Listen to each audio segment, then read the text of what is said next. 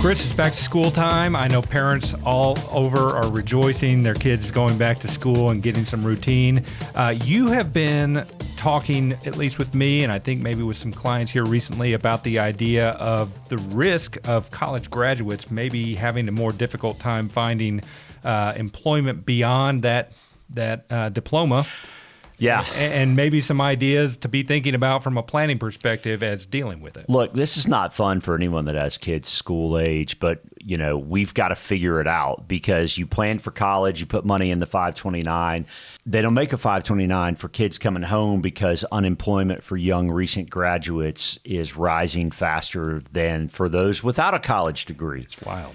But that's happening, and it's happening now. You found an article from Inside Higher Ed, and then there's another report called No Country for Young Grads. We have to plan for that, okay? This isn't just junior coming home and sitting on the couch and playing video games and, find a job.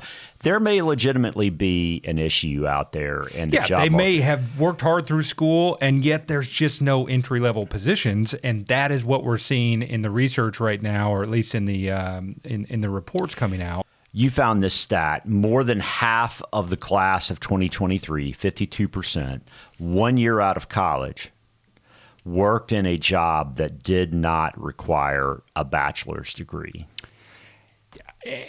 Consider home affordability, everything else. Those kids probably are living at home again. Meanwhile, unemployment rates for young degree holders, those aged 20 to 24, rose a percentage point from the late 2010s until now. Over the same period, unemployment for those who did not have a college degree but did have a high school graduate diploma, it held steady.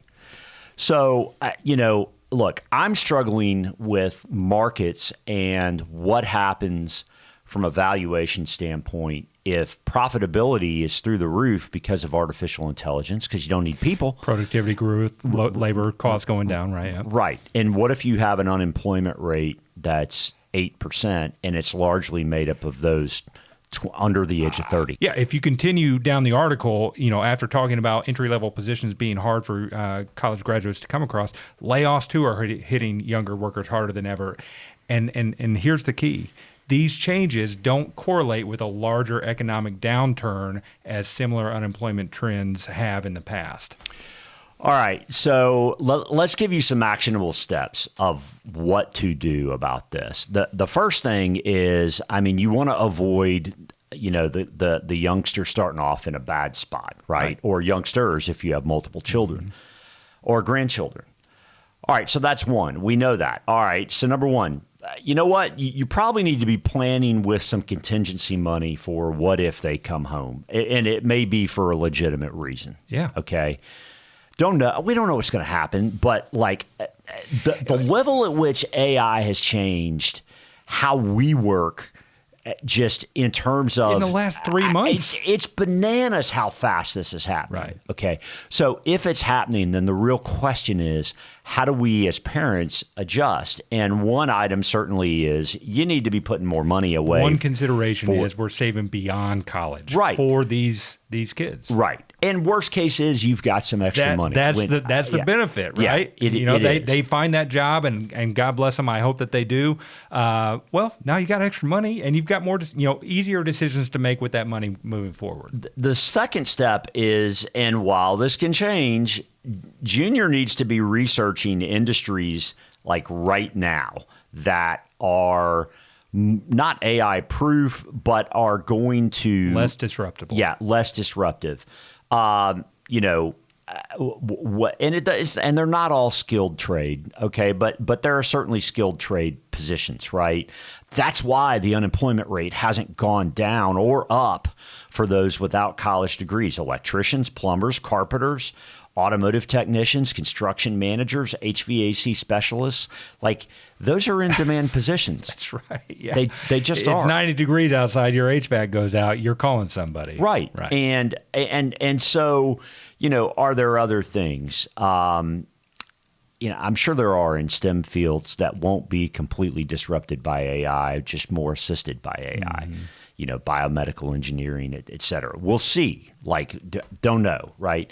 But I think it's very easy for parents to put their head in the sand right here, and it's very easy to let kids put their head in the sand, wandering across tradition of saving $250,000 and putting junior through college means, hey, I'm out, I'm done. Right. I'm done, and I'm going to put my foot in their back and nudge them out the door when this is all done. And that may just not be realistic. May just not be as same as it was. Right. So rather than look up at the college and say, well, why didn't you do more to prepare them? I mean, kids need to be searching their butts off for what, I mean, they need to take this seriously. And you as parents need to take this seriously.